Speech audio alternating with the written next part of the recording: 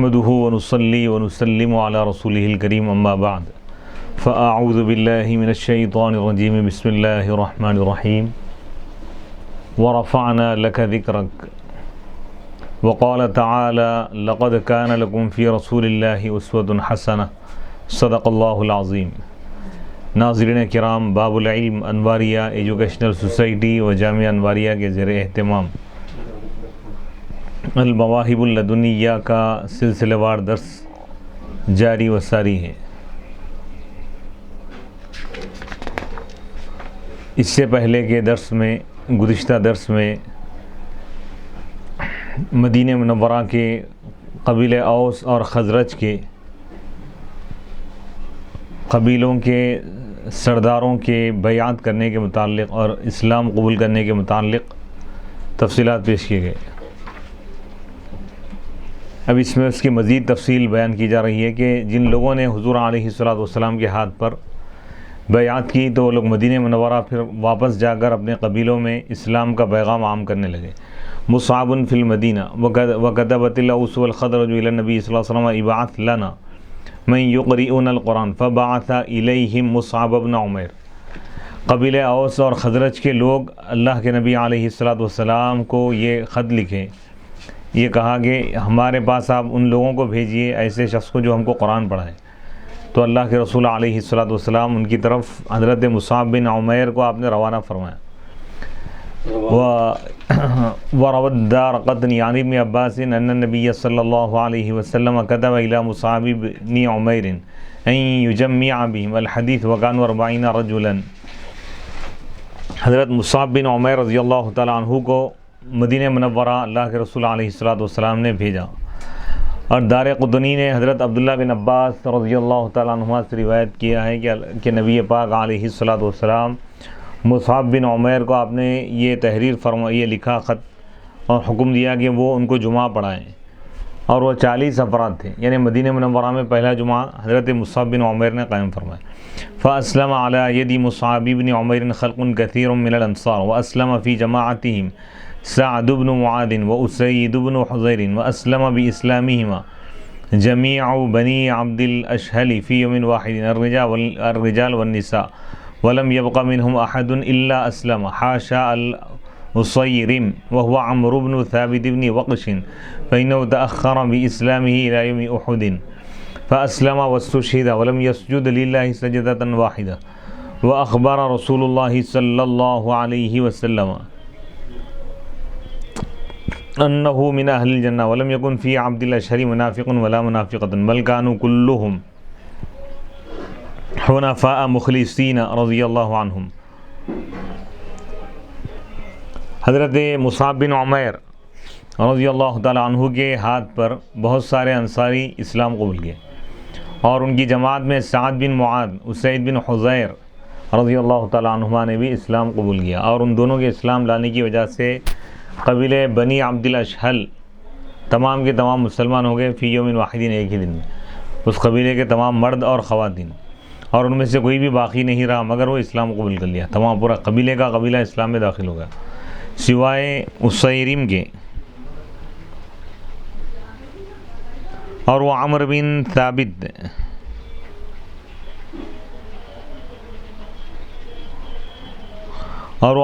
ثابت بن بخش اس کا نام، اس شخص کا نام اسیرم، کیونکہ یہ جو صاحب ہے عمرو بن ثابت بن بخش، یہ جنگ احد یعنی احد کے موقع پر اسلام لائے ہوئے، بس وہ اسلام لائے اور شہید ہو گئے۔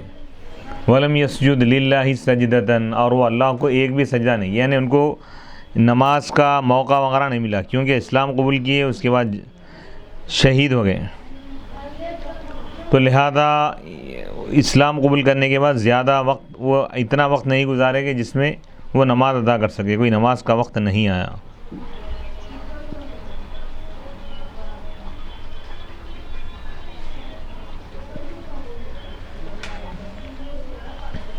وہ اخبار، اور اللہ کے رسول علیہ الصلوۃ والسلام نے خبر دی کہ وہ اہل جنت میں سے ہیں، کیونکہ ایمان کی حالت میں موت واقع ہوئی، صحابیت کا درجہ پائے، شہادت کا مقام پائے، اور قبیلے بنی عبد الاشہل میں کوئی بھی شخص منافق نہیں تھا، اور نہ کوئی عورت منافق تھی، سب کے سب مخلص ایمان والے تھے، بیعۃ العقبۃ الثانیہ، عقبہ ثانیہ کی بیعت. ثم قدم علی النبی صلی اللہ علیہ وسلم فی العقبۃ الثانیہ فی العام المقبل فی ذی الحجۃ اوسط ایام التشریق منهم 70 رجلا. وقال ابن سعد یزیدنا رجلا او رجلین وامرأتان. وقال ابن اسحاق 73 وامرأتان. وقال الحاكم 75 نفسا.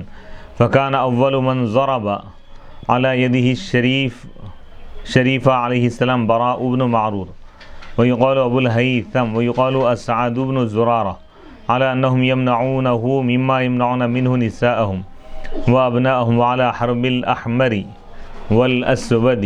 وكانت أول آية نزلت في الإذن بالقتال أذن للذين يقاتلون بأنهم ظلموا وفي الإكليل إن الله اشترى من المؤمنين الآية ونقب عليهم 12 نقيبا. وفي حديث جابر عند أحمد بإسناد حسن وصححه الحاكم وابن حبان مكث صلى الله عليه وسلم 10 سنين يتتبع الناس في منازلهم في المواسم بمنى وغيرها يقول من يؤويني من ينصرني حتى أبلغ رسالة ربي وله الجنة حتى بعثنا الله إليه من يثرب. فذكر الحديث وفيه وعلى أن تنصروني إذا قدمت عليكم بيثرب فتمنعوني مما تمنعون منه أنفسكم وأزواجكم وأبناءكم ولكم الجنة. الحديث. وحضر العباس العقبة تلك الليلة متوثقا لرسول الله صلى الله عليه وسلم ومؤكدا على أهل يثرب وكان يومئذ على دين قومه.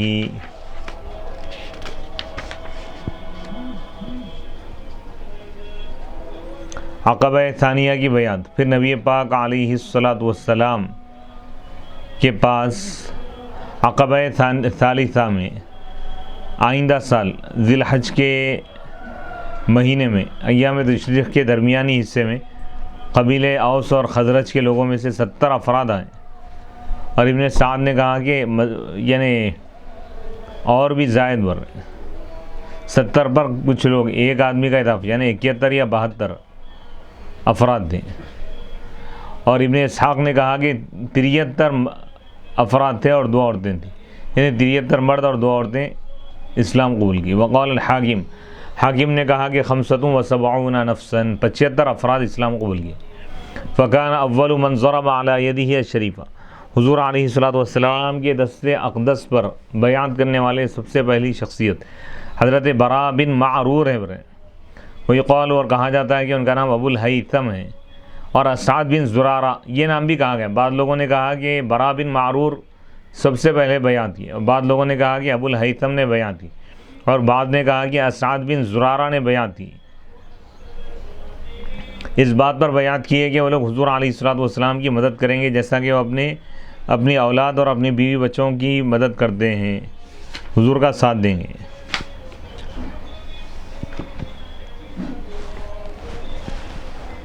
اور حضور علیہ الصلوۃ والسلام ان پر 12 افراد کو نقیب بنا دی یعنی سردار بنا دی، 12 قبیلوں کے 12 سردار.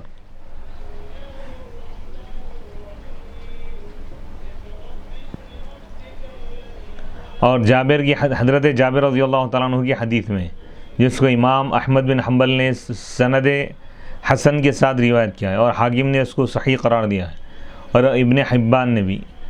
مکث صلی اللہ علیہ وسلم، اللہ کے رسول علیہ الصلوۃ والسلام 10 سال رہے یعنی 10 سال تک لوگوں کو تلاش کرتے رہے ان کے گھروں میں، ان کے مقامات میں. فی المواسم، موسم میں یعنی موسم سے مراد حج کا جو سیزن ہے اس میں، مینا مزدلفہ عرفات وغیرہ میں. یہ کہتے ہیں کہ من یؤوینی میری کون مدد کرے گا، مجھے کون پناہ دے گا، من ینصرونی کون میری مدد کرے گا، یہاں تک کہ میں اپنے رب کے پیغام کو بندوں تک پہنچا دوں. وَلَهُ الْجَنَّةُ اور اس کے لیے جنت ہے. حتیٰ بَعَثَنَا اللَّهُ یہاں تک کہ اللہ تعالیٰ ہم کو پہنچا دیا، حضور کی طرف بھیج دیا. من یثرب سے. فذکر الحدیث انہوں نے تفصیلی حدیث کا ذکر کیا اور اس میں یہ بھی ہے حضور نے یہ بھی فرمایا کہ تم بیعت کرو اس بات پر کہ تم میری مدد کرو گے جب میں تمہارے پاس آؤں گا یثرب میں. فتمنعونی پس تم میری ایسی حفاظت کرو گے جیسا کہ تم اپنے اہل و عیال بیوی بچوں کی حفاظت کرتے ہو. وَلَكُمُ الْجَنَّةُ اور تمہارے لیے جنت ہے. الحدیث. وہ حضرت عباس اور حضرت عباس رضی اللہ تعالیٰ عنہ اس شب حاضر ہوئے بیعت کے وقت متوسقاً اللہ کے رسول علیہ الصلوۃ والسلام کے لیے، اور وہ کان یومئذ علی دین قومہ۔ الہجرۃ الی المدینہ، الاذن بالہجرہ للصحابہ۔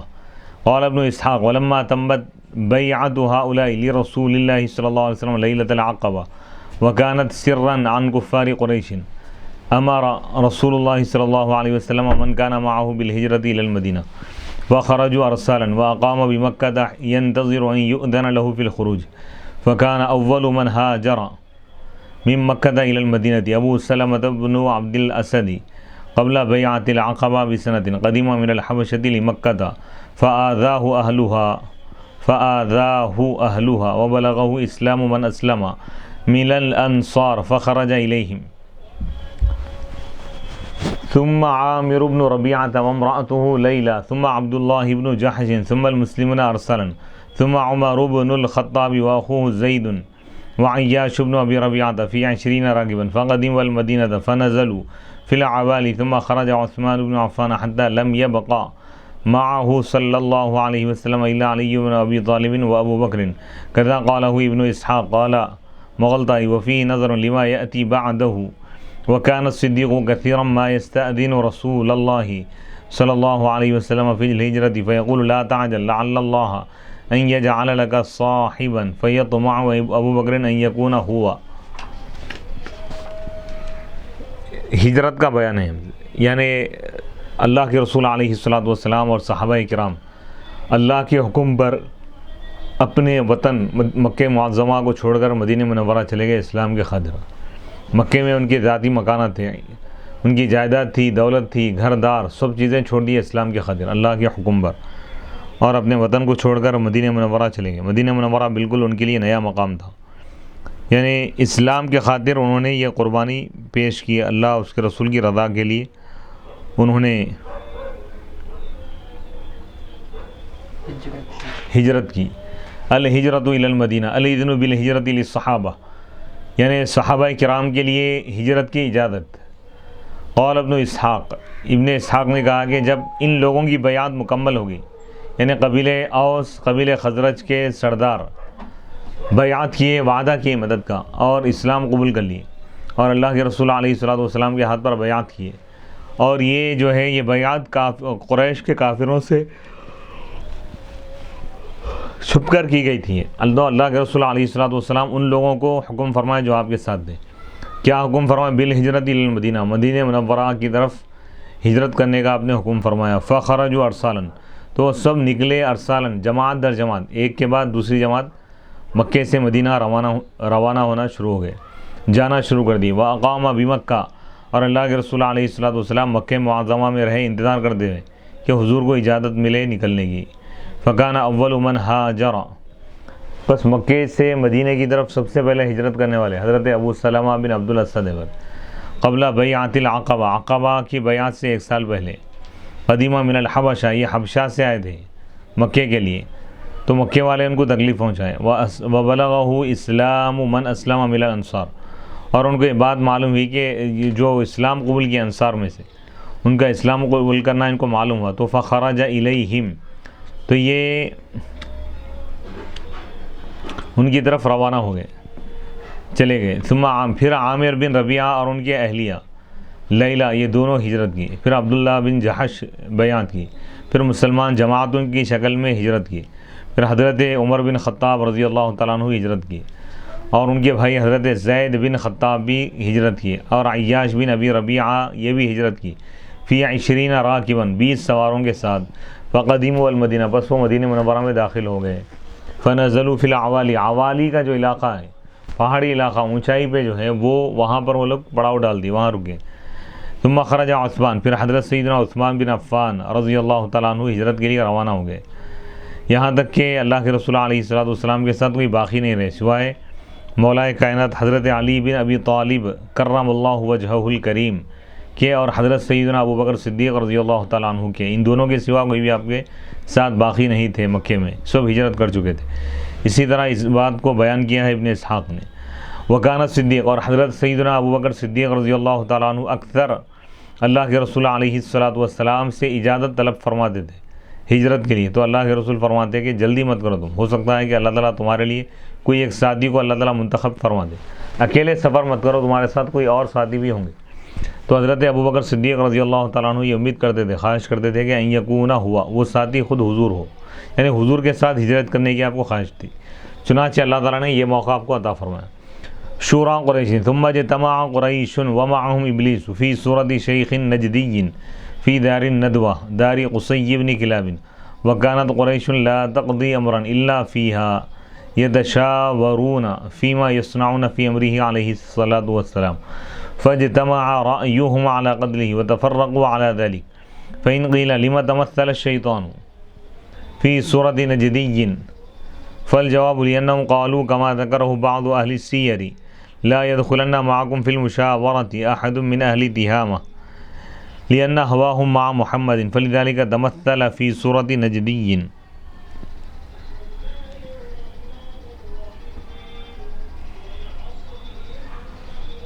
فإن قيل لما تمثل الشيطان في صورة نجدي فالجواب لأنهم قالوا كما ذكره بعض أهل السير لا يدخلن معكم في المشاورة أحد من أهل تهامة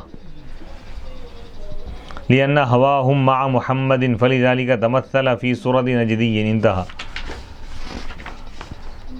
اب تمام صحابہ مکہ معظمہ چھوڑ کر مدینہ منورہ چلے گئے. اللہ کے رسول علیہ الصلوۃ والسلام، حضرت ابو بکر صدیق رضی اللہ تعالیٰ عنہ، حضرت علی رہ گئے تھے. ثم اجتمع قریش، پھر قریش کے لوگ جمع ہو گئے، قریش کے کافر یعنی دشمنان اسلام جمع ہو گئے.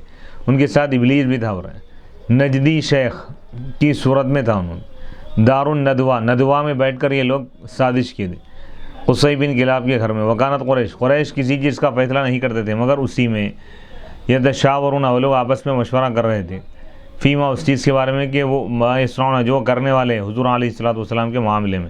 تو سب کی رائے متفق ہو گئی کہ علی قتلہ، کہ حضور علیہ الصلوۃ والسلام کو قتل کر دیا جائے. یہ اس فیصلے پر متفق ہو گئے. وتفرقوا علی ذلک، اس پر سب الگ الگ ہو گئے. یعنی یہ میٹنگ میں وہ لوگ طے کر لی، حضور کے قتل کی، حضور کی شہادت کی سازش منصوبہ بنا لیے تھے. فإن قیل، اگر یہ کہا جائے کہ شیطان نجدی کی صورت میں کیوں ہے، تو اس کا جواب یہ ہے کیونکہ ان لوگوں نے کہا تھا، جیسا کہ بعض اہل سیر نے، مورخین نے اس کو بیان کیا ہے، کہ تمہارے ساتھ داخل نہ ہو ہرگز مشورے میں کوئی بھی اہل تہامہ میں سے. اہل سیر مورخین، لأن ہواہم، کیونکہ ان کے خواہشات، ان کے ارادے محمد صلی اللہ علیہ وسلم کے ساتھ، اسی وجہ سے شیطان نجدی، مورخین کس کو بولیں، تاریخ بیان کرنے والے ہیں. فلذلك تمثل فی صورت نجدین، تو نجدی شخص کی صورت میں آیا. انتہا. ثم أتى جبريل النبي عليه السلام فقال لا تبت هذه الليلة على فراشك الذي كنت تبيت عليه. فلما كان الليل اجتمعوا على بابه يرصدونه حتى ينام فيثيب عليه فأمر عليا فنام مكانه وغطى ببرد أخضر فكان أول من شرع نفسه في الله ووقى بها رسول الله. وفي ذلك يقول علي وقيت بنفسي خير من وطي الثرى ومن طاف بالبيت العتيق وبالحجر رسول إله خاف أن يمكروا به فنجاه ذو الطول الإله من المكر. پھر حضرت جبرائیل علیہ الصلاۃ والسلام نبی اکرم صلی اللہ علیہ وسلم کے پاس حاضر ہوئے اور عرض کیا کہ آج کی رات اپنے بستر پر آرام نہ کریے، جس پر آپ آرام فرماتے ہیں. فلما کان اللیل، بس جب رات ہو گئی تو تمام لوگ کفار قریش، سرداران قریش حضور کے دروازے کے پاس جمع ہو گئے. حضور کی طاق میں تھے لوگ، یہاں تک کہ حضور آرام کریں. فیثیبوا علیہ، کہ وہ حضور پر حملہ کر دیں. تو اللہ کے رسول علیہ الصلاۃ والسلام، حضرت علی کو آپ نے حکم فرمایا. تو حضرت علی حضور علیہ الصلاۃ والسلام کی جگہ آرام کیے اور ایک ہری چادر اوڑھ لی. حضرت علی وہ سب سے پہلی شخصیت ہے جنہوں نے اپنی جان کو اللہ کی راہ میں پیش کر دیا اور اس کے ذریعے اللہ کے رسول علیہ الصلاۃ والسلام کی یعنی حفاظت کی کوشش کی، یعنی یہ فریضہ انجام دیا. اور اسی کے بارے میں حضرت علی رضی اللہ تعالیٰ عنہ فرماتے ہیں وقیت بنفسی، میں اپنے نفس کے ذریعے بچایا، یعنی حفاظت کیا اس ذات کی، اس بہترین ذات کی جو زمین پر قدم رکھے، ومن طواف بالبیت، اور جو بیت عتیق کا طواف کیا، ان میں سب سے بہترین شخصیت کی میں مدد کیا، یعنی خدا کے رسول ہے وہ، جو اس بات کا اندیشہ محسوس کیا کہ کفار ان کے ساتھ سازش کریں گے، فنجاہ تو ان کو نجات عطا کی، زبردست طاقت والے خدا نے سازش سے ان کو اللہ تعالیٰ بچا لیا۔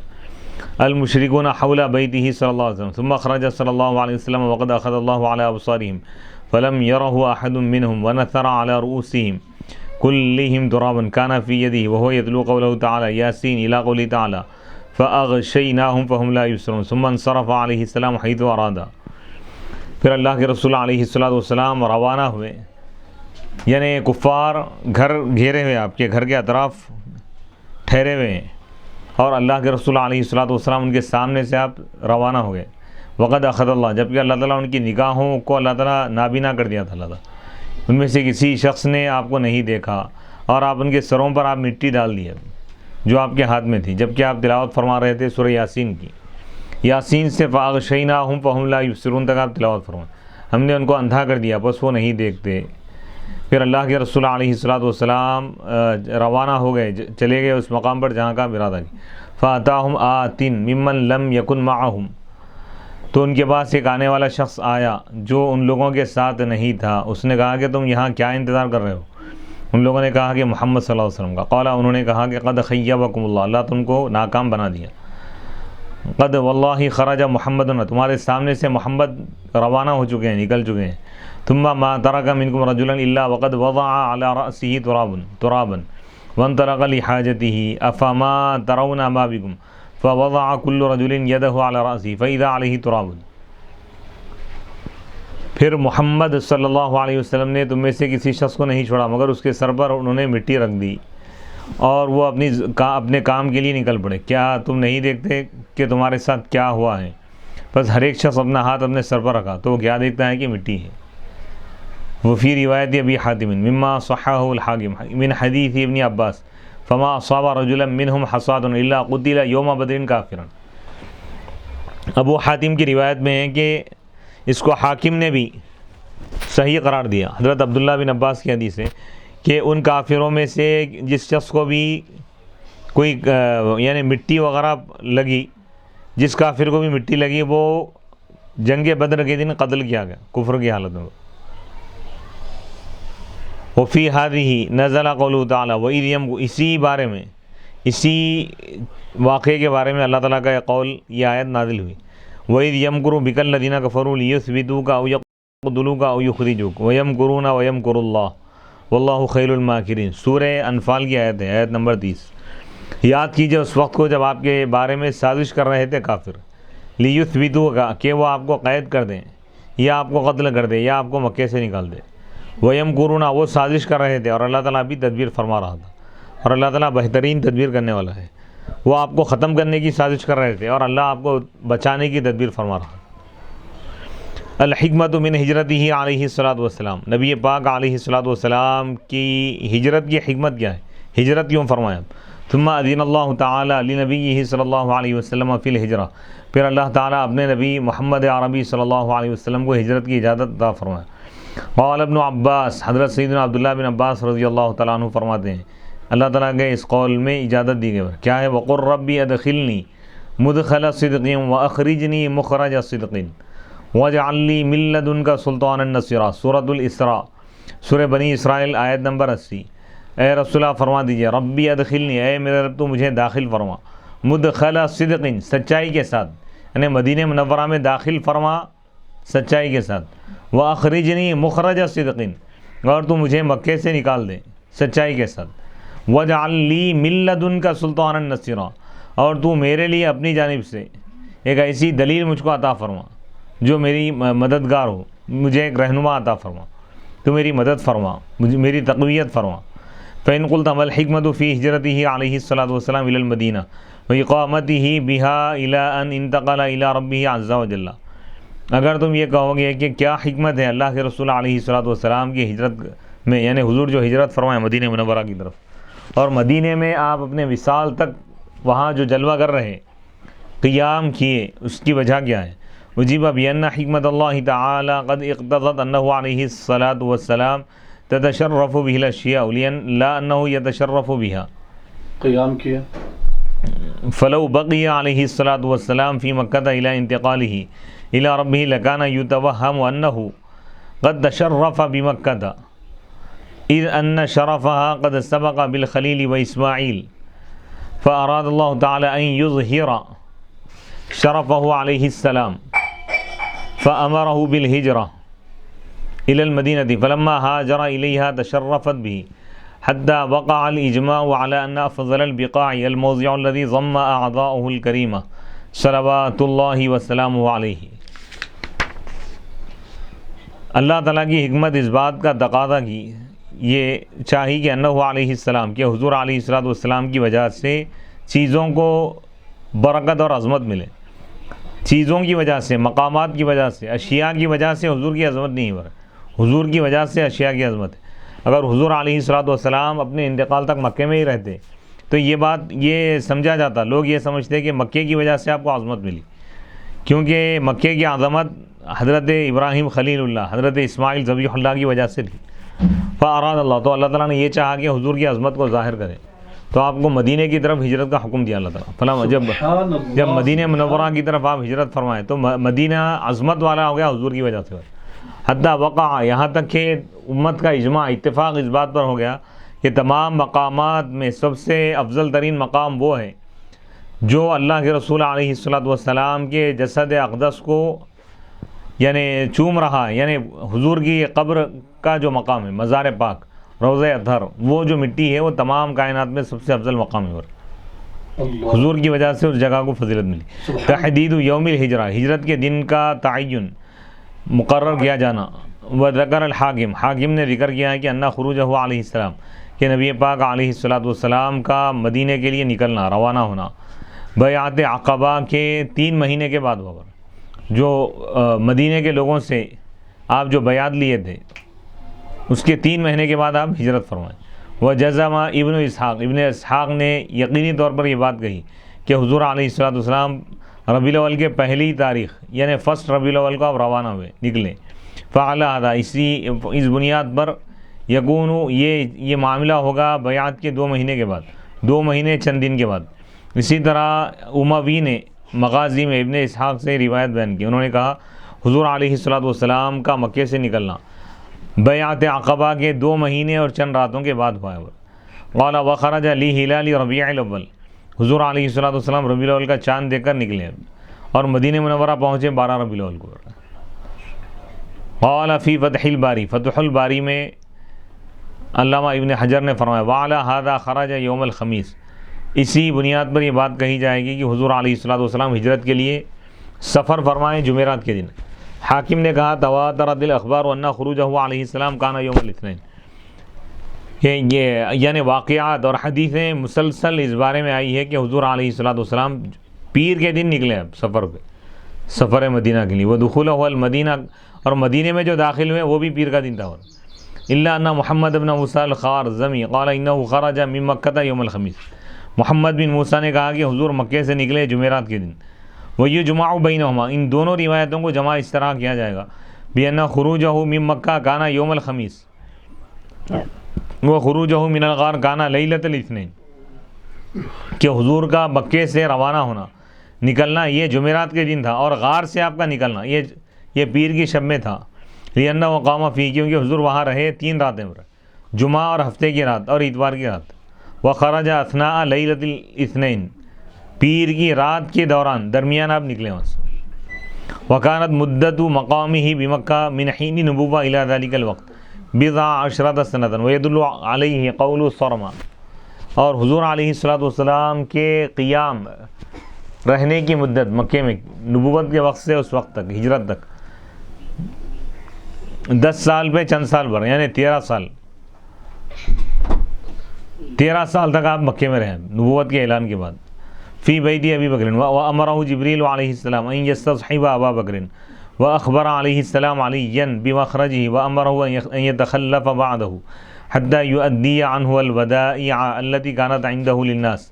قال ابن شهاب قال عروة قالت عائشة فبينما نحن جلوس یوما فی بیت ابی بکر فی نحر الظہیرۃ قال قائل لأبی بکر ھذا رسول اللہ صلی اللہ علیہ وسلم متقنعا فی ساعۃ لم یکن یأتینا فیہا قال ابو بکر فداء له ابی و امی واللہ ما جاء به فی هذه الساعة الا امر قالت فجاء رسول اللہ صلی اللہ علیہ وسلم فاستأذن فأذن له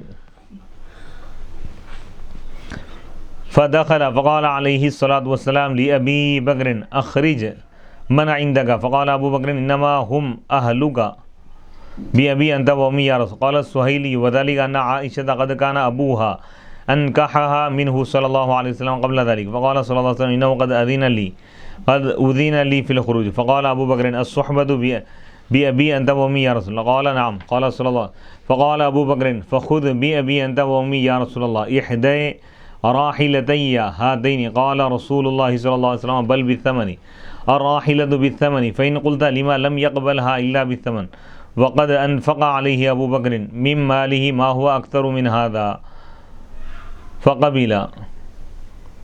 أجيب بأنه إنما فعل ذلك لتكون هجرته إلى الله بنفسه وماله رغبة منه عليه السلام في استكمال فضل الهجرة إلى الله وأن يكون على أتم الأحوال.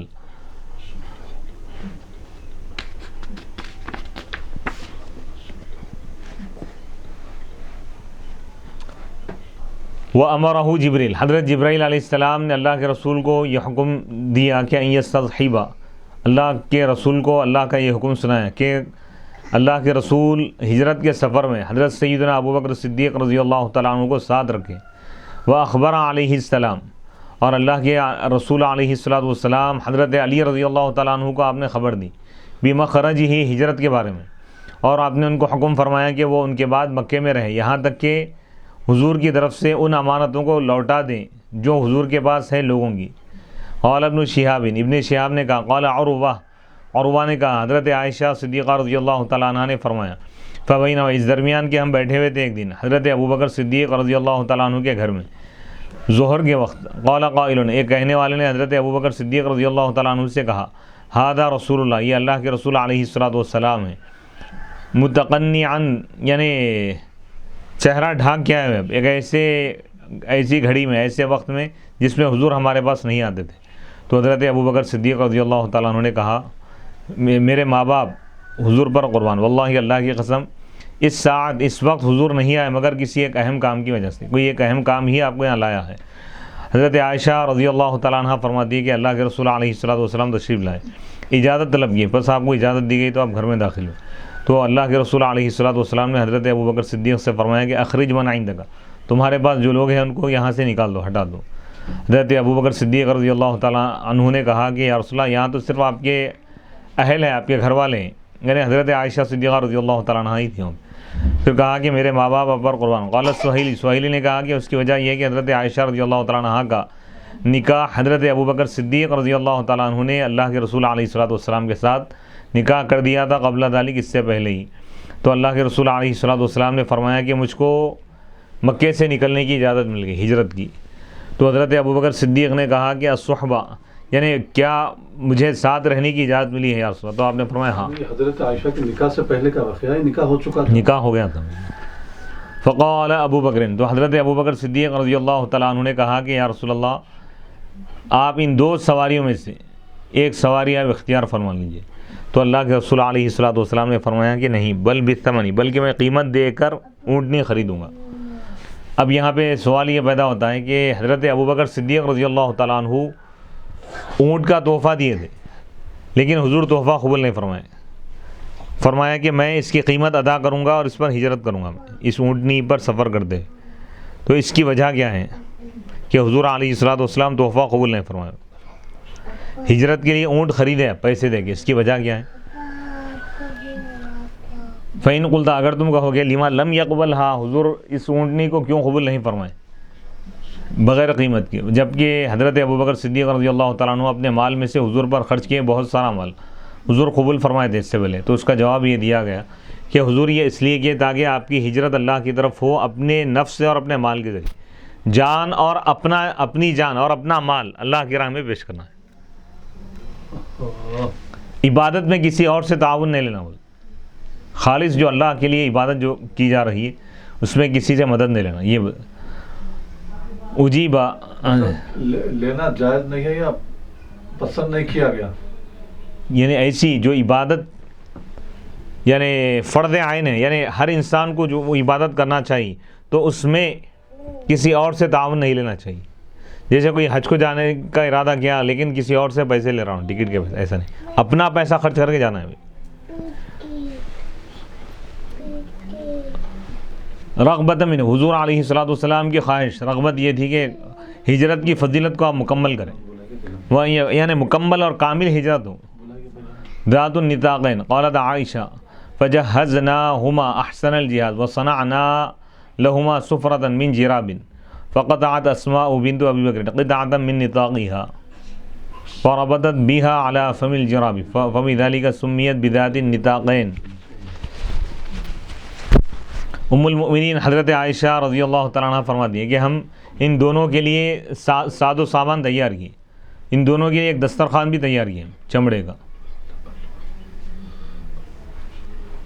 وداع مکہ قالت ثم لحق رسول اللہ صلی اللہ علیہ وسلم و ابو بکر بغار ثور جبل باسفل مکہ.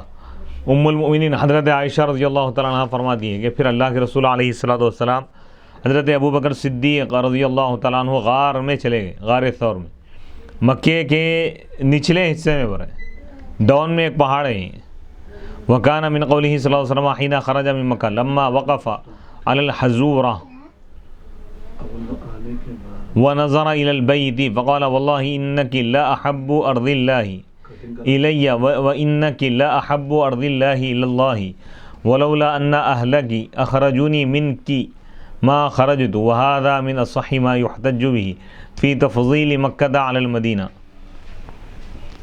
اور اللہ کے رسول علیہ الصلوۃ والسلام جس وقت مکے سے آپ روانہ ہوئے نکلے تو جب آپ حزورہ نامی بازار کے پاس جب آپ کھڑے ہوئے اور بیت اللہ کی طرف جب آپ دیکھیں تو آپ نے فرمایا واللہ اللہ کی قسم بے شک اے مکے کی زمین، یقیناً اے مکہ تو تمام مقامات میں مجھے سب سے زیادہ محبوب ہے، پسندیدہ ہے، اور بے شک تو اللہ کی وہ زمین ہے جو سب سے زیادہ پسندیدہ ہے اللہ کے پاس.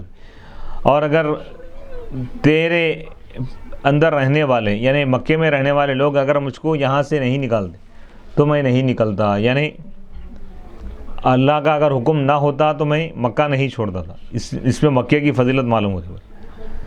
ولم يعلم بخروجه علیہ السلام الا علی و آل ابی بکر. مکے میں حضور علیہ الصلوۃ والسلام کے مکے سے غار کی طرف جانا اور مدینہ کے لیے نکلنے کا علم نہیں ہوا کسی کو بھی سوائے حضرت علی اور حضرت ابو بکر صدیق کی آل کے ان کے گھر والوں کو معلوم تھا بس. ورویہ انہما خرجا من خوقۃ لابی بکر فی ظاہر بیتہ لیلا الی الغار. روایت میں یہ آیا کہ اللہ کے رسول علیہ الصلوۃ والسلام اور حضرت ابو بکر صدیق رضی اللہ تعالیٰ عنہ حضرت ابو بکر صدیق رضی اللہ تعالیٰ عنہ کے گھر سے نکلے ہوئے فی ظاہر بیتہ لیلاً رات کے وقت الی الغار غار کی طرف نکل گئے. ولما فقدت قریش رسول اللہ صلی اللہ علیہ وسلم طلبوه بمکہ اعلاها واسفلها وبعثوا القافة اثره في كل وجه فوجد الذي ذهب قبل ثور اثره هنالك فلم يزل يتبعه حتى انقطع لما انتهى الى ثور وشق على قريش خروجه وجزعوا لذلك وجعلوا 100 ناقة لمن رده. ولله در الشيخ شرف الدين البوصيري حيث قال ويح قوم جفوا نبيا بأرض الفته ذبابها والظبا وسلوه وحن جذع إليه وقلوه فوده الغرباء أخرجوه منها وآواه غار وحمته حمامة ورقاء وقفته بنسجها عنكبوت ما قفته الحمامة الحصداء يقال شجرة حصداء أي كثيرة الورق فكأنه استعاره للحمامة لكثرة ريشها. وفي حديث مروي في الهجرة أنه عليه السلام ناداه ثبير اهبط عني فإني أخاف أن تقتل على ظهري فأعذب فناداه حيرا إلي يا رسول الله.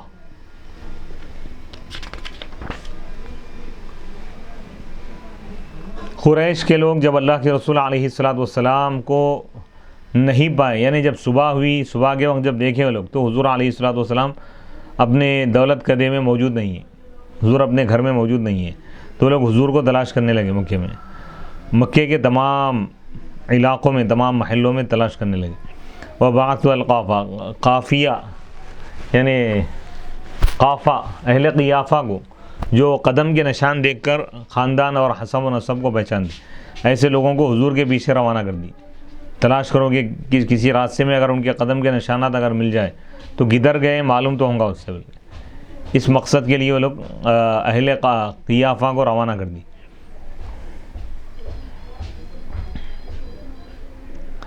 تو وہ شخص جو اہل قافیہ میں، اہل قیافہ کا وہ شخص جو ماہر تھا، وہ شخص روانہ ہوا. بس وہ شخص غار ثور کی طرف گیا تو وہاں پہ حضور کا نشان پایا. فلم یزل یتبعہ، بس وہ مسلسل حضور کا پیچھا کرنے لگا یہاں تک کہ وہ پہنچا غار ثور تک. اور قبیل قریش کے لوگوں پر حضور کا مکے سے صحیح سالم نکل جانا، روانہ ہونا، یہ انتہائی گراں گزرا، ان پہ تکلیف محسوس ہوئی. وَجَزِعُوا لِذَلِكَ، اور اس کی وجہ سے لوگ جزا فضا کرنے لگے. وَجَعَلُوا، اس کے بعد وہ لوگ کیا کیے، وہ لوگ 100 انعام، 100 اونٹوں کا انعام مقرر کر دیا، اس کا اعلان کر دیا اس شخص کے لیے جو حضور کو مکہ واپس لائے گا.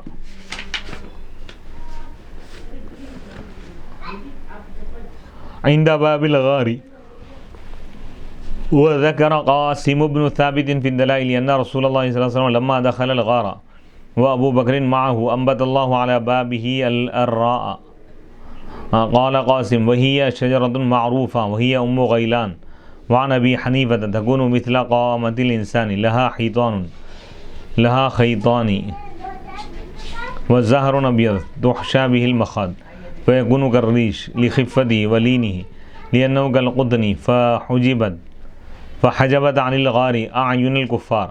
وفي مسند البزار أن الله عز وجل أمر العنكبوت فنسجد على وجه الغار وأرسل حمامتين وحشيتين فوقفتا على وجه الغار، وأن ذلك مما صد المشركين عنه، وأن حمام الحرم من نسل تينك الحمامتين. ثم أقبل فتيان قريش من كل بطن بعصيهم وهراويهم وسيوفهم، فجعل بعضهم ينظر في الغار فلم ير إلا حمامتين وحشيتين بفم الغار. فرجع إلى أصحابه فقالوا له ما لك؟ قال رأيت حمامتين وحشيتين فعرفت أنه ليس فيه أحد. وقال آخر أدخلوا الغار. فقال أمية بن خلف ما أربوكم إلى الغار إن فيه العنكبوتا أقدم من ميلاد محمد. وقد روي أن الحمامتين باضتا في أسفل النقب ونسج العنكبوت. فقالوا لو دخل لتكسر البيض ولتكسر البيض وتفسخ نسج العنكبوت. وهذا أبلغ في الإعجاز من مقاومة القوم بالجنود.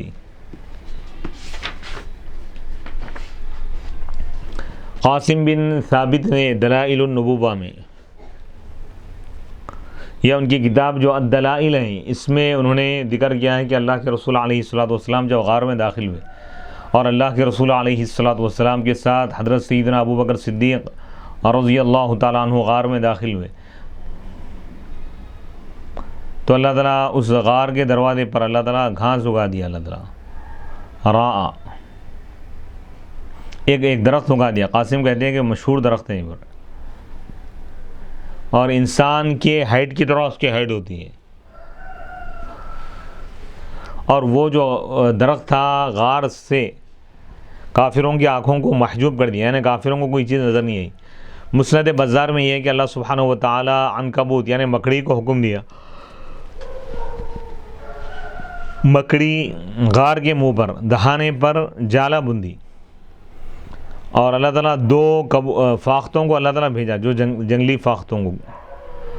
بس وہ 2 فاختیں غار کے دہانے ٹھہر گئے اور یہ وہ چیز تھی جو مشرکین کو روک دی اس سے پر، یعنی جب وہ دیکھے کہ غار پر جال بنا ہوا ہے، مکڑی جال بندی، اور وہ صحیح سالم ہے، تو سمجھ گیا کہ اگر کوئی شخص اس غار میں داخل ہوتا تو یہ جو ہے جال، مکڑی کی جو جال ہے وہ ٹوٹ جاتی تھی۔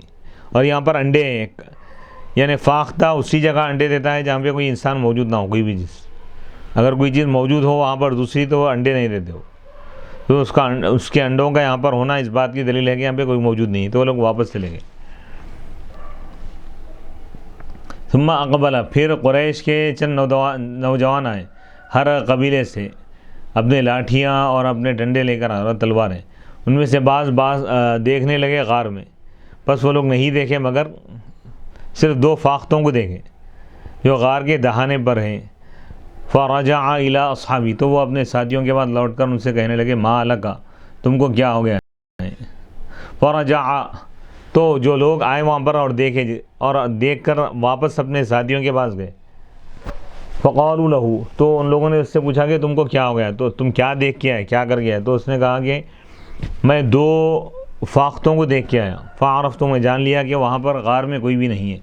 وقال آخر، دوسرے شخص نے کہا کہ ادخلوا الغار، غار میں داخل ہو جاؤ، ادخلوا الغار، غار کے اندر جا کے دیکھو۔ تو امیہ بن خلف نے کہا تم کو غار کے اندر جانے کی ضرورت نہیں ہے، کیونکہ اس میں مکڑی ہے جو محمد صلی اللہ علیہ وسلم کی پیدائش سے پہلے، پیدائش سے بھی زیادہ پرانا وہاں پر جال پڑا ہوا ہے، یعنی جال سے اندازہ لگ رہا ہے کہ یہاں پر کوئی انسان موجود نہیں ہے، مکڑی کا جالا ہے۔ وقد روی ان الحمامتین، اور روایت میں یہ بھی آیا ہے کہ 2 فاختے انڈے دیے اور مکڑی جالا بندی۔ فقالوا، ان لوگوں نے کہا کہ اگر یہ دونوں، حضرت ابوبکر صدیق، حضرت محمد مصطفیٰ صلی اللہ علیہ وسلم، دونوں اگر غار میں داخل ہوتے تو انڈے ٹوٹ جاتے تھے اور مکڑی کی جو جال ہے وہ بھی ٹوٹ جاتی تھی۔ یہ یعنی وَهَذَا أَبْلَغُ مِنَ الْإِعْجَازِ مِن مُقَاوَمَةِ الْقَوْمِ بِالْجُنُودِ، یہ زیادہ بلیغ ہے عاجز کرنے میں، حضور کے معجزے میں یہ بہت بڑا معجزہ ہے، یعنی لشکر یا تلواروں سے مقابلہ نہیں کیا، بس ایک لکڑی یعنی مکڑی کے جال سے اللہ تعالیٰ یعنی کافروں کے عزائم کو اللہ تعالیٰ کمزور ناکام بنا دیا۔ یعنی اللہ تعالیٰ اس میں یہ بتا رہا ہے کہ کافروں کا جو مکر و فریب ہے مکڑی کے جالے سے بھی کمزور ہے۔ وَإِنَّ أَوْهَنَ الْبُيُوتِ لَبَيْتُ الْعَنْكَبُوتِ عبارہ فتأمل كيف أظلت الشجرة المطلوبة وأظلت الطالب وجاء العنكبوت فسدت باب الطلب وحاكت وجه المكان فحاكت ثوب نسجها فحاكت سترا حتى عمي على القائف الطلب ولله در القائل والعنكبوت أجادت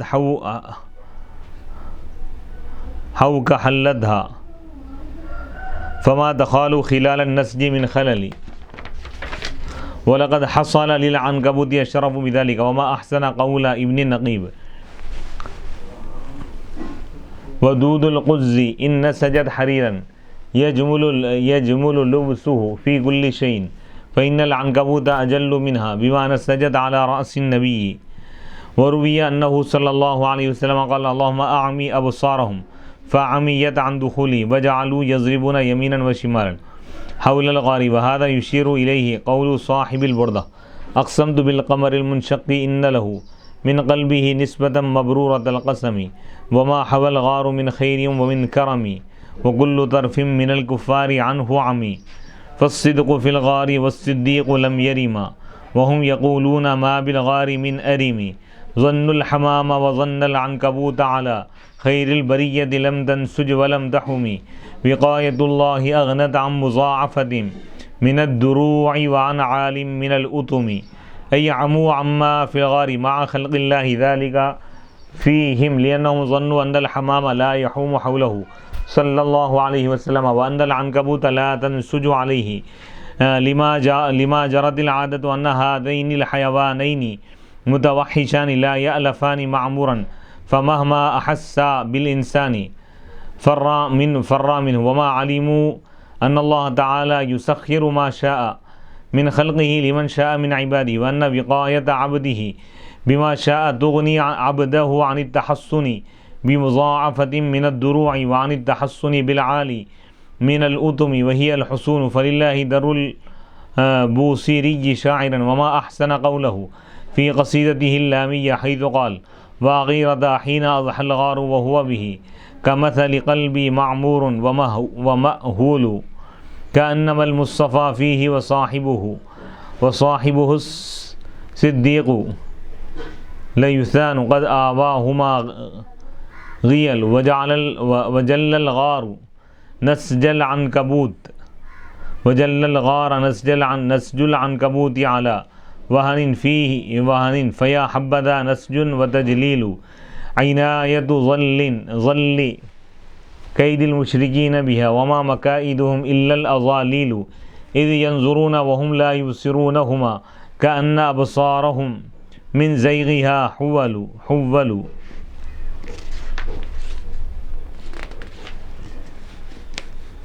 فتأمل، بس تم غور و فکر کرو کہ کس طرح درخت نے سایہ کیا مطلوب پر، یعنی حضور علیہ الصلوۃ والسلام پر سایہ کیا. حضور کو وہ لوگ تلاش کر رہے تھے. وَأَضَلَّتِ الطالب، اور طالب کو گمراہ کر دیا، یعنی اس کو بہکا دیا. وَجَاءَتِ الْعَنْكَبُوتُ، یعنی کافر جو حضور کو تلاش کرنے کے لیے آئے تھے وہ لوگ حیران ہو گئے، نہیں پہچان سکے. وَجَاءَتِ الْعَنْكَبُوتُ، اور مکڑیاں آ گئی، بس وہ طلب یعنی تلاش کا جو راستہ ہے اس کو بند کر دی. اور غار ثور کے دہانے پر جالا بندی ہو مکڑیاں، تو مکڑیوں کا جال ان کے لیے گویا کہ کافروں کے آنکھوں پر ایک پردہ پڑ گیا.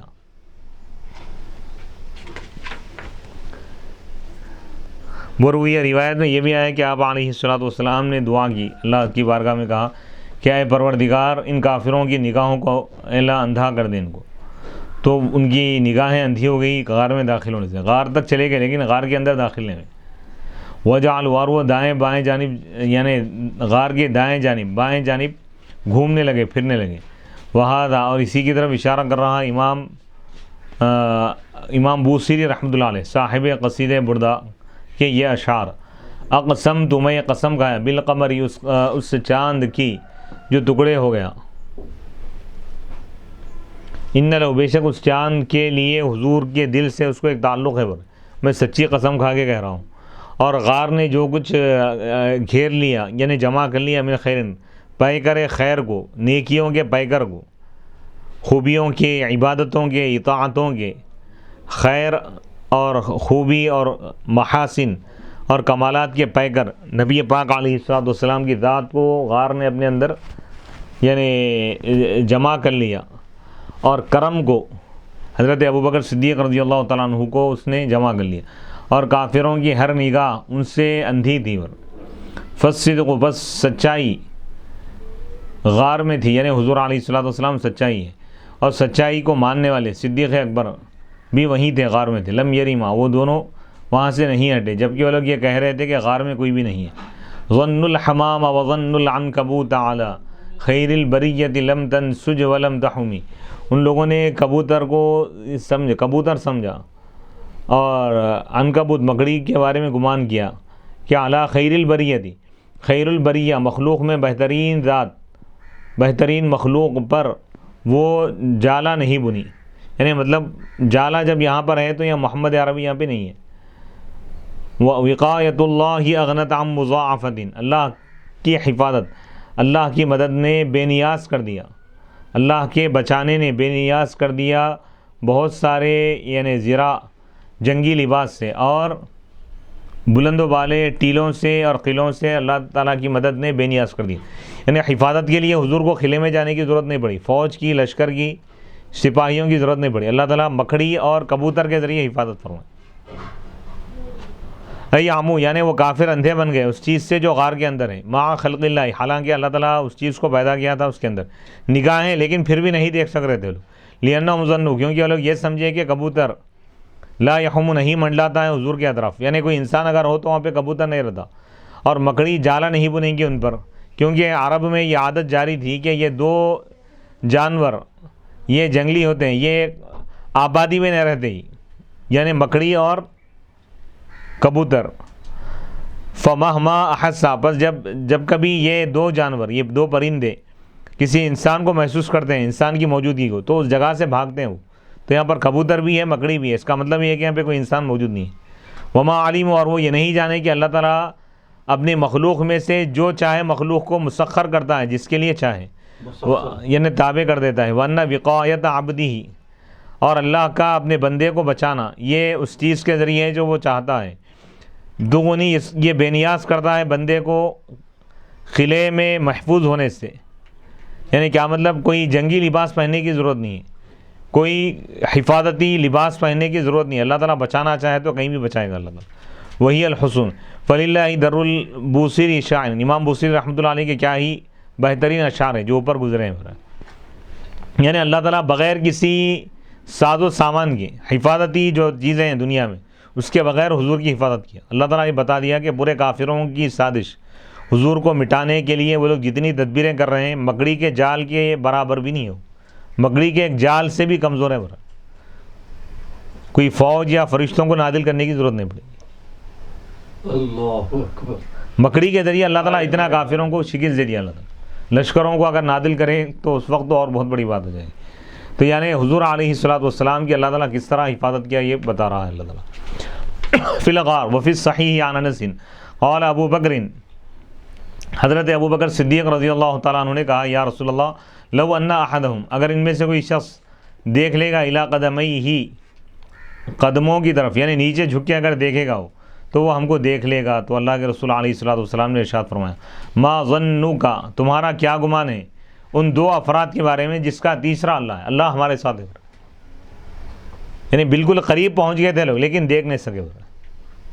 سبحان اللہ سبحان. وروی ان ابا بکر قال نظرت الى قدمی رسول اللہ صلی اللہ علیہ وسلم فی الغار وقد تفطرتا دما فاستبقیت وعلمت انه صلی اللہ علیہ وسلم لم تکن تعود الجفا والجفوہ.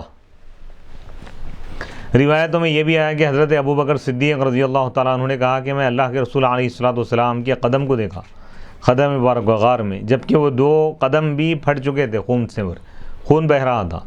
تو میں رویا. وعلم، تو میں جان لیا کہ اللہ کے رسول علیہ الصلوۃ والسلام جفا کشی کے عادی نہیں ہوئے. یعنی پتھروں سے غار میں جو گئے، اب پتھر وغیرہ تمام چیزوں سے گزر کے گئے، اس میں آپ کے قدم کو چوٹ لگ گئی، خون بہنے لگا. وہ روایت میں یہ بھی آیا کہ ان ابا بکر دخل الغار، کہ حضرت ابو بکر صدیق رضی اللہ تعالیٰ عنہ غار میں داخل ہوئے اللہ کے رسول علیہ الصلوۃ والسلام سے پہلے، لی یقین، تاکہ حضور کو بچائے اپنے نفس کے ذریعے. یعنی اگر کوئی چیز وہاں پر ہوگی تو اس کا سامنا حضرت ابو بکر صدیق کریں گے. یہ اعلیٰ مقام ہے. وَأَنَّهُ رَأَىٰ حَجَرًا فِيهِ، اور آپ نے اس میں پتھر دیکھا. فَأَلْقَمَهُ عَقِبَهُ، تو آپ اس کو پھینک دیے، عقیبہ اپنے پیچھے. لِأَلَّا يَخْرُجَ مِنْهُ، تاکہ اس سے وہ چیز نہ نکلے جو اللہ کے رسول علیہ الصلوۃ والسلام کو تکلیف پہنچائے. فَجَعَلَتِ الْحَيَّاتُ وَالْأَفْعَى تَضْرِبْنَهُ وَتَلْسَعْنَهُ، ایڑی کے بعد ڈال دیا وہ. تو وہاں پر کچھ سانپ اور اژدہے بھی تھے جو آپ کو ڈسنے لگے. فَجَعَلَتْ دُمُوعُهُ، تو آپ کی آنکھوں سے آنسو بہنے لگے. اور ایک روایت میں فَدَخَلَ رسول اللہ، پس اللہ کے رسول علیہ الصلوۃ والسلام داخل ہوئے اور اپنا سر انور حضرت ابو بکر صدیق رضی اللہ تعالیٰ عنہ کے گود میں رکھے، زانوں پر رکھے اور آرام کیے. فَلُدِغَ ابو بکر، تو حضرت ابو بکر صدیق رضی اللہ تعالیٰ عنہ کو ان کے پیر میں ایک بل سے ایک سام نکل کے ڈس دیا. وَلَمْ يَتَحَرَّكْ، لیکن آپ حرکت نہیں کی، لیکن آپ کے آنسو بہے اور وہ آنسو اللہ کے رسول علیہ الصلوۃ والسلام کے چہرے انور پر گرے. تو آپ نے فرمایا مَا لَكَ یا ابا بکر، اے ابو بکر تم کو کیا ہو گیا ہے؟ تو آپ نے کہا کہ لُدِغْتُ، مجھے سام ڈس دیا ہے، فِدَاكَ أَبِي وَأُمِّي، میرے ماں باپ آپ پر قربان. فَتَفَلَ، تو اللہ کے رسول علیہ الصلوۃ والسلام اپنا لعاب دہن ان کے زخم پر لگا دی. فَذَهَبَ مَا يَجِدُهُ، تو ان کی تکلیف ختم ہو گئی. رواہ رزین، اس کو امام رزین نے اپنی کتاب میں ذکر کیا ہے. رزین بن معاویہ ابو الحسن العبدری الاندلسی المالکی، انہوں نے اپنی کتاب میں اس حدیث کو، اس روایت کو، واقعے کو بیان کیا.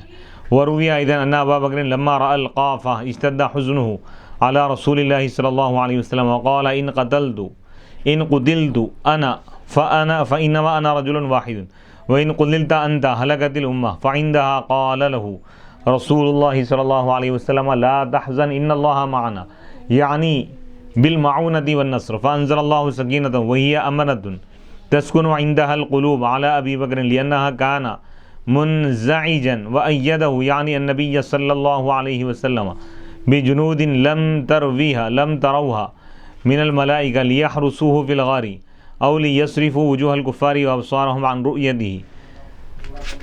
اور روایتوں میں یہ بھی آیا ہے کہ حضرت ابوبکر صدیق رضی اللہ تعالیٰ عنہ نے جب قیافہ شناسوں کو جب آپ نے دیکھا، یعنی عرب کے ماہرین جو قدم کے نشان دیکھ کر پہچان لیتے کہ یہ کس شخص کا قدم ہے، تو حضرت ابوبکر صدیق رضی اللہ تعالیٰ عنہ کا غم زیادہ ہو گیا اللہ کے رسول علیہ الصلوۃ والسلام کے بارے میں، اور کہا، اور آپ نے فرمایا کہ اگر میں قتل کیا جاؤں تو میں تو ایک آدمی ہوں، لیکن اے اللہ کے رسول اگر آپ قتل کیے جائیں گے تو پوری امت ہلاک ہو جائے گی. تو اس وقت اللہ کے رسول علیہ الصلوۃ والسلام نے فرمایا لا تحزن اذ یقول لصاحبہ لا تحزن. یاد کیجئے اس وقت کو جب اللہ کے رسول اپنے ساتھی سے، صحابی سے فرما رہے تھے. تو حضرت ابوبکر صدیق کا صحابی ہونا قرآن سے ثابت ہے. 1,24,000 صحابہ میں کسی ایک صحابی کا صحابی ہونا قرآن سے ثابت نہیں. نص قطعی کوئی صحابیت صدیق اکبر کا انکار کرے گا تو کافر ہوگا. اللہ اکبر. دیگر صحابہ کے صحابی ہونے کا انکار کریں گا تو کافر نہیں ہوں گا، گمراہ ہوں گا، کیونکہ وہ احادیث سے ثابت ہے. یاد کیجئے اس وقت کو جب اللہ کے رسول اپنے ساتھی سے فرما رہے تھے لا تحزن، تم غمزدہ مت ہو، ان اللہ معنا، بے شک اللہ ہمارے ساتھ، سبحان اللہ، یعنی بالمعونہ، اللہ کی مدد ہمارے ساتھ. فانزل اللہ سکینتہ، تو اللہ تعالیٰ اپنی سکینت کو نازل فرمایا، سکون پر ایسا اطمینان، ایسا سکون جس سے دلوں کو اطمینان ملتا ہے.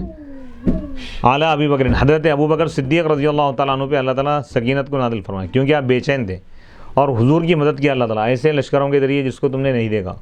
لیحرسوا، تاکہ فرشتے آپ کی حفاظت کرے غار میں، یا کافروں کے چہرے اور نگاہوں کو اللہ فرشتے پھیر دیں حضور کے دیدار سے. فرشتوں کا بھی اللہ تعالیٰ انتظام کر دیا تھا، اگر وہ غار میں داخل ہوں گے تو فرشتے ان سے مقابلہ کریں گے. اللہ. تو 3 دن 3 راتیں غار ثور میں اللہ کے رسول کے ساتھ صرف صدیق اکبر تھے. یہ پوری کائنات میں صرف صدیق اکبر کو یہ اعزاز ہے، کیونکہ حضور ان 3 راتوں اور 3 دنوں کے علاوہ جتنی زندگی گزارے اس میں تمام لوگ فیض پانے میں شریک تھے. ہزاروں لاکھ کے مجموعے میں آپ بیٹھتے تو تمام صحابہ یکساں فیض یاب ہوتے، لیکن 3 راتیں ایسی گزری کہ جس میں آپ سے فیض پانے والے صرف صدیق اکبر تھے. سبحان اللہ. تو حضور علیہ الصلوۃ والسلام اس وقت اپنے خصوصی فیضان سے کیونکہ اپنے بعد جانشین بنانا تھا، تو آپ نے ان کو تمام فیوز و برکات سے آپ نے مالا مال فرمایا. سبحان اللہ، سبحان اللہ. وصلی اللہ تعالی علی خیر خلقہ سیدنا محمد وآلہ وصحبہ اجمعین والحمد للہ.